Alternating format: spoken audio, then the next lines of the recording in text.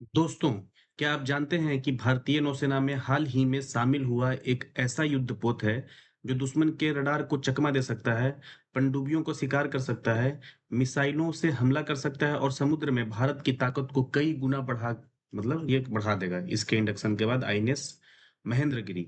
जी हाँ, मैं बात कर रहा हूँ इसी शिप की, जिसे 11 जुलाई 2026 को भारतीय नौसेना में शामिल कर लिया गया है।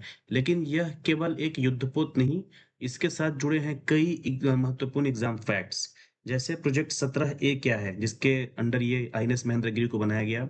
नीलगिरी क्लास क्या होता है, शिवालिक क्लास और नीलगिरी क्लास में क्या अंतर होता है, F-38 डी ऐसे करके जो प्रीफिक्स दिए जाते हैं शिप्स के लिए, उनका क्या मतलब होता है, और इसे महेंद्रगिरी नाम क्यों दिया गया है। और यह एसएससी, सीडीएस, एफकेट, रेलवे, डीएसएसबी और पीसीएस एग्जामिनेशंस के लिए बहुत ही इम्पोर्टेंट सवाल है।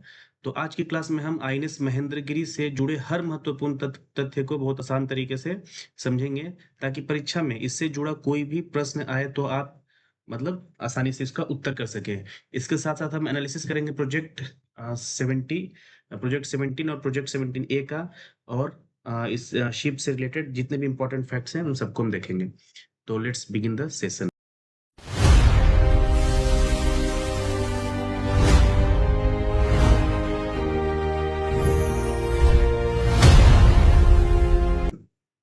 तो जैसा कि आप देख सकते हैं, हमारा आज का क्लास है ये आईएनएस महेंद्रगिरी पे।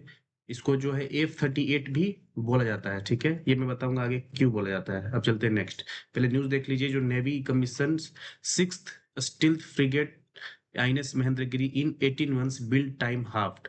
ठीक है? फिर India 6th stealth frigate INS Mahendragiri signals the rise of a faster, bigger and Atmanirbhar navy. Indian Navy commissions Made in India advanced stealth frigate INS Mahendragiri रक्षा मंत्री प्रेजेंस एट विशाखापट्टनम। तो इन सब चीजों से न्यूज से ये तो पता चल चुका है कि जो ये मेड इन इंडिया है, मतलब इंडिया में बनाया गया है, इसका डिजाइन और इसका जो इसको मैन्युफैक्चर भी इंडिया में ही किया गया है। दूसरा ये पता चल चुका है कि ये एडवांस स्टील्थ फ्रिगेट है। अच्छा, ये फ्रिगेट क्या होता है ये भी मैं आपको आगे बताऊंगा, पहले न्यूज देख लो।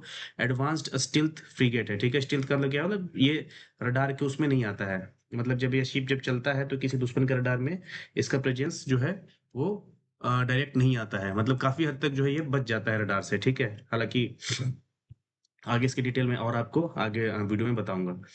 तो अभी देखते हैं, defence minister says future Wars will still be one by resolve and soldiers, not just AI. तो ये सारी न्यूज था हमारा।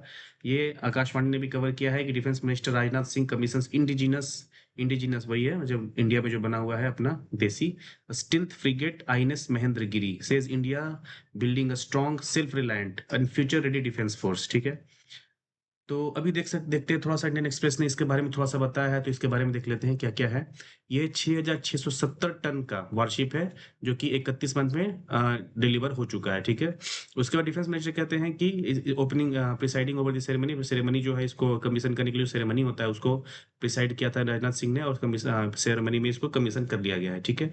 Kitted with BrahMos supersonic cruise missile, इसके जो फ्रिगेट है अपना, जो शिप है, अभी शिप आप समझो, जो ये शिप है इसके अंदर ब्रह्मोस सुपरसोनिक मिसाइल जो है, क्रूज मिसाइल जो फिटेड है। अच्छा, क्रूज मिसाइल क्या होता है? तो क्रूज दो तरह के मिसाइल होते हैं। एक होता है क्रूज मिसाइल, एक होता है ये बैलिस्टिक मिसाइल। क्रूज मिसाइल क्या होता है? जो सीधा सीधा हमला करे, मिसाइल हमने यहाँ छोड़ा, इसके बाद ये सीधा जाए और दुश्मन के जो दुश्मन है उसको, जो जहाँ पे टारगेट करना है, टारगेट पॉइंट को हिट करे। और अगर मिसाइल यहाँ से छूटा और ये अगर पैराबोलिक आकार लेके जाके टारगेट पॉइंट है उसको हिट करता है, तो इसको हम बोलते हैं बैलिस्टिक मिसाइल। ये कौन सी मिसाइल है? बैलिस्टिक मिसाइल, ठीक है? और जो अर्थ के पैरेलल चल के, अर्थ के पैरेलल जाके जाके उस टारगेट को हिट करता है, उसको बोलते हैं क्रूज मिसाइल, ठीक है? तो ये ध्यान रखना। तो जो ब्रह्मोस सीरीज है, ब्रह्मोस जो है वो क्रूज मिसाइल है। एक चीज तो ये भी आपको ध्यान रखना, एग्जाम में डायरेक्ट क्वेश्चन पूछता है, ब्रह्मोस कौन सा मिसाइल? तो सुपरसोनिक क्रूज मिसाइल है, ठीक है? ओके। अच्छा, इसमें और भी कौन-कौन से मिसाइल है? तो medium range surface to air missile है, सरफेस टू सीधा एयर में जो हमला करता है वो मिसाइल भी है। मल्टी फंक्शन रडार्स हैं, टॉर्पेडो ट्यूब्स है। अब टॉर्पेडो का मतलब क्या होता है कि जो पानी के अंदर जो मिसाइल चल रहा है उसको हम टॉर्पेडो बोलते हैं। अब पानी के अंदर मिसाइल कौन सा चल रहा है, मतलब जब सबमरीन वगैरह चलता है तो ये पानी के अंदर सबमरीन डूब के चलते हैं। तो वो जब हिट करते हैं अपने टारगेट को तो टॉर्पीडो ही यूज़ करते हैं। वो सीधा अंदर-अंदर ही मतलब पानी के अंदर ही एक ऐसा मिसाइल जो पानी के अंदर चल रहा है, वो टॉर्पीडो का बोलते हैं हम उसको। ठीक है? तो अब इसके अंदर टॉर्पीडो ये तो पानी के ऊपर चल रहा है, तो पानी को तो टॉर्पीडो क्यों रखा है? टॉर्पीडो इसलिए रखा है क्योंकि ये सबमरीन को नीचे जाके पानी के अंदर कोई भी ऐसा दुश्मन का कोई भी अ शिप आ रहा हो मतलब कोई भी सबमरीन आ रहा हो तो उसको हिट करने के लिए टॉर्पीडो भी इसके पास है। इसका मतलब क्या है एंटी सबमरीन रॉकेट लॉन्चर्स भी इसके पास है। वही एंटी सबमरीन मतलब कोई सबमरीन आ रहा हो तो उसको उससे बचाव भी करेगा। And electronic warfare suit and multi role helicopter and multi role helicopter with the 28 knot frigate has over 75 इसे 75% जो है कंटेंट जो है इंडिजिनस लगा हुआ है और 28 नॉट का इसका स्पीड है, ठीक है? 1 नॉट का होता है इज इक्वल टू 1.8 समथिंग से गुना होता है, एक बार देख लेना। इतना किलोमीटर पर आवर होता है 1 नॉट के बराबर, ठीक है? तो 28 नॉट है तो इसी के हिसाब से देख लेना। तो ये हो गया आपका फिर महेंद्रगिरी इज द 6th। अच्छा तो सर ये तो नीलगिरी क्लास फ्रिगेट है, ओके। तो ये देखो अब ये तो पता चल गया है कि महेंद्रगिरी जो है 6th है। नीलगिरी क्लास फ्रिगेट है, ठीक है? टोटल कितने आने थे? तो 7 आने थे। अच्छा 7 में से 6 आ चुके हैं, ओके ठीक है। द 6 बीइंग द अब 6 कौन-कौन से थे? तो नीलगिरी, उदयगिरी, हिमगिरी, तारागिरी, दूनागिरी एंड इसके अलावा जो ये वाला छठा कौन सा? महेंद्रगिरी। अभी जो महेंद्रगिरी एक और आ जाएगा ये हाँ, महेंद्रगिरी कर लो। ये 6 तो ये हो गए, नीलगिरी, उदयगिरी, हिमगिरी, तारागिरी, दूनागिरी और महेंद्रगिरी ये 6 हैं। और जो विंध्यागिरी है ये 7वां अभी जो है अभी कमीशन नहीं हुआ है, ये टू बी कमीशन्ड है और ये 45,000 करोड़ का प्रोजेक्ट है। अच्छा इतना सा मतलब जो सस्पेंस बना रखे क्या प्रोजेक्ट कौन-सा प्रोजेक्ट? ये प्रोजेक्ट जो है वो 17 ए है। इसी प्रोजेक्ट के तहत जो है 7 शिप जो है 2015 में प्रोजेक्ट को जो है वो सैंक्शन किया गया था और उसमें 7 शिप मतलब जो 7 जो ये हैं नीलगिरी क्लास जो फ्रिगेट्स हैं, इनको लाना था। इसमें से ये छठा आ चुका है और 7वां जो है अभी आगे आएगा। देखते हैं नेक्स्ट। वही ये यहाँ पे ये देखो आईएनएस जो है ये फ्रिगेट है। ये फ्रिगेट ये जो है महेंद्रगिरी इसका फोटो है। ये रॉकेट-वॉकेट लॉन्च-वॉन्च हो रहा है, ये सब देख लो। ये देख रहे हो the Indian navy has commissioned several warships in the last 2 years including 6 of these 7 planned under project 17 A. Project 17 A के अंदर में ये आता है। अभी प्रोजेक्ट 17 ए क्या है इसका हम डिटेल में आगे बताता हूँ। बाकी इसके बारे में मैंने बता दिया कि ब्रह्मोस मिसाइल इसके पास है, surface surface to air missile इसके पास है, टॉरपीडो रख के चलता है ये, ताकि एंटी सबमरीन मिसाइल है, ठीक है? तो ये सारी चीज़ें इसके हैं, बाकी मैं इसके बारे में थोड़ा-सा और आगे बता दूँ। ये देखो ऐसा सेरेमनी जो हो रहा था कमिशनिंग ऑफ आईएनएस महेंद्रगिरी ऐसा सेरेमनी होता है बिल्कुल इंडियन नेवी के जो ऑफिसर्स वगैरह हैं, वो सब यहाँ पे प्रेज़ेंट थे और अपने डिफेंस मिनिस्टर राजनाथ सिंह भी थे, जो कि इस सेरेमनी को चेयर कर रहे थे। बाकी नेक्स्ट चलते हैं। ये देखो ये है आईएनएस महेंद्रगिरी जिसको F-38 बोला गया है। अच्छा इंडियन नेवी 6th प्रोजेक्ट 17 ये मैंने बता दिया स्टील्थ फ्रिगेट है। बाकी ये देखो शिप नेम क्या है आईएनएस महेंद्रगिरी F-38 के F-38 इसको नाम दिया गया। अच्छा F-38 क्यों नाम दिया गया? अच्छा ये देखो ये F से होता है फ्रिगेट, ठीक है? तो एक तो जैसे हमारा व्हीकल जो भी हम खरीदते हैं तो उसका एक रजिस्ट्रेशन नंबर होता है, ऐसे ही इंडियन नेवी भी अपना जो है एक रजिस्ट्रेशन टाइप नंबर ही मतलब क्रिएट करती है सारे शिपों के लिए। तो जनरली वेसल्स के ऊपर होता है, देखो ये वेसल्स है इसके ऊपर जनरली ये F-38 लिख देते हैं।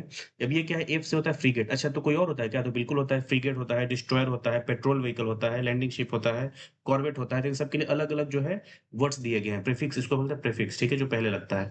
जैसे फ्रिगेट के लिए F हो गया, अच्छा डिस्ट्रॉयर के लिए फिर क्या लगता है? D लगता है, ठीक है? जैसे अब कहीं भी आप आईएनएस कोलकाता वगैरह पे देखोगे तो उसपे D-63 लिखा होगा। आई ऐसे ही आईएनएस कोची पे डी64 लिखा होगा क्योंकि डिस्ट्रॉयर हैं। अच्छा फ्रिगेट और डिस्ट्रॉयर में क्या अंतर है? तो देखो फ्रिगेट जो होता है वो होता है आपका जो मतलब मल्टीपर्पज़ शिप होता है। जैसे कि ये जो है आपका मतलब किसी भी दूसरे शिप को एस्कॉर्ट करने के लिए यूज़ कर सकते हैं, प्रोटेक्शन देने के लिए यूज़ कर सकते हैं। मतलब ये लाइटर नोट पे यूज़ होता है। जैसे डिस्ट्रॉयर है, डिस्ट्रॉयर सिर्फ़ और सिर्फ़ मतलब जहाँ पे अटैक करना हो या डिफेंस करना हो उसके लिए हम यूज़ करते हैं।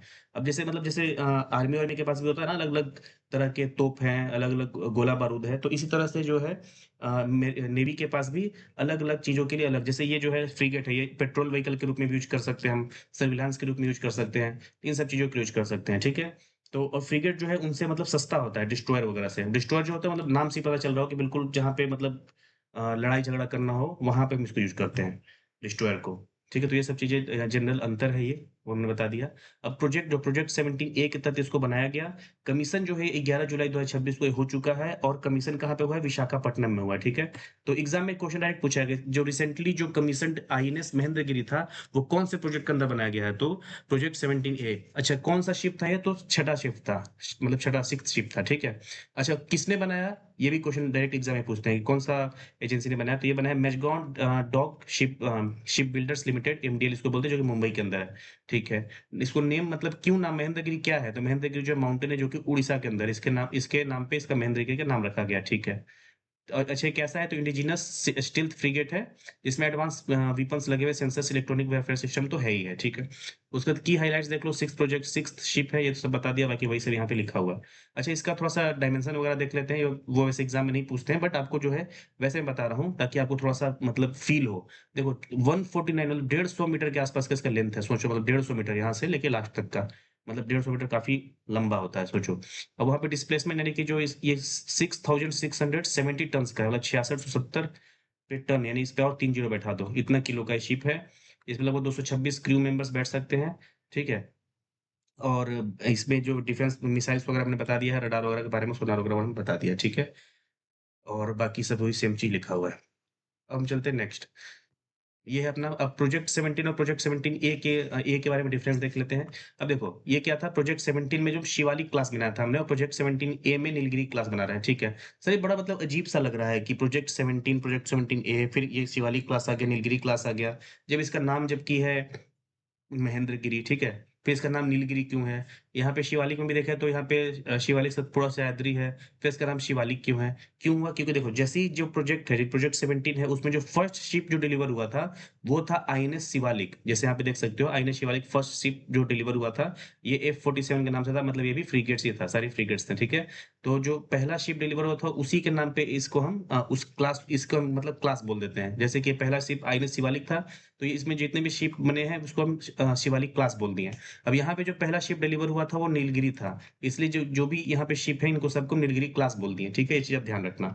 अच्छा देखिए फीचर देख लेते हैं 17 और 17 ए के बीच। सबसे पहले तो इनका प्रोजेक्ट का वो कॉस्ट देख लेते हैं। ये था 9,000 करोड़ का 3 शिप के लिए, मतलब 3,000 करोड़ का 1 शिप, और ये है आपका 45,000 करोड़ का प्रोजेक्ट है 7 शिप के लिए, तो 7 छक 42 मतलब 6,000 करोड़ का 1 शिप यहाँ पे बनता है। और यहाँ पे बन रहा था 3,000 करोड़ का 1 शिप। इसका मतलब ये जो शिप्स हैं, यानी 17 ए के अंदर जो शिप हम बना रहे हैं, वो सारे के सारे एडवांस फीचर्स वाले हैं, ठीक है? अब देख लेते हैं, यहाँ पे 3 शिप बनाने थे, यहाँ पे 7 शिप बनानी है, ये दूसरा याद रखना, ठीक है? ये शिवालिक क्लास प्रोजेक्ट 17 ने बता दिया था क्योंकि पहला शिवालिक डिलीवर हुआ था। यहाँ पे नीलगिरी क्लास है क्योंकि ये नीलगिरी पहला डिलीवर हुआ था, ठीक है? उसके बाद प्रोजेक्ट नेम 17 ये जो अप्रूवल था इसका 1999 में मिला था, जबकि ये अप्रूवल 2015 में इसका मिला था, ठीक है? साथ इसमें प्रोजेक्ट 17 के अंदर 3 शिप बनाए थे, 17 ए के अंदर 7 शिप बनाने थे। ये एक शिप का मतलब वजन लगभग 6200 टन था, इसका 670 टन है। लेंथ इसका 142.5 मीटर था, इसका 149 मीटर है। ये बेसिक स्टील्थ था, मतलब ठीक है, प्रॉपर्ली मतलब इसको रडार से ऐसे मतलब रडार से इसको बचाया नहीं जा सकता था, लेकिन ये जो है उससे मतलब काफ़ी एडवांस है, हालाँकि फुल प्रूफ तो नहीं है बट काफ़ी एडवांस है। लो रडार सिग्नेचर है, ठीक है? उसके बाद अर्लियर जनरेशन सेंसर्स, इसमें सेंसर्स वगैरह यूज़ किए, वेपन्स वगैरह आपको बता ही दिया है। ऑटोमेशन में लेस ऑटोमेटेड था, थोड़ा-सा हाई लेवल का ऑटोमेशन है। बाकी ये बिल्डर्स जो था ना, इसका था जीआरएसी कोलकाता, इसका है एमडीएल मुंबई, ये आप ध्यान रखना, ठीक है? और मल्टी रोल फाइटर फ्रिगेट्स वगैरह मैं बता दिया था, ये मल्टी रोल स्टील्थ फ्रिगेट्स है विथ एनहांस्ड कैपेबिलिटीज़, थोड़ा-सा मतलब एनहांसमेंट किया गया है, ठीक है? इसलिए यहाँ पे लिखा हुआ है कि project 17 A is an advanced and upgraded successor of project 17। ये सब चीज़ आप ध्यान रखना। तो